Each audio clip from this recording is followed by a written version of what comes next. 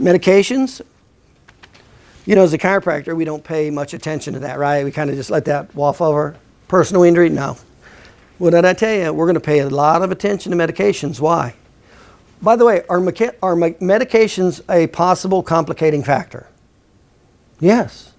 If the patient takes analgesics, what are they going to do? They're going to keep irritating the problem. They don't even know it. Yeah.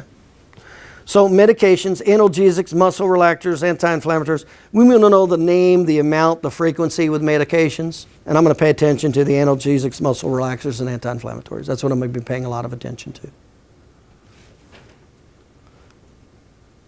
But I'm going to do it for a different reason. I'm going to do it to see if it's a complicating factor and add it to my narrative report down the road.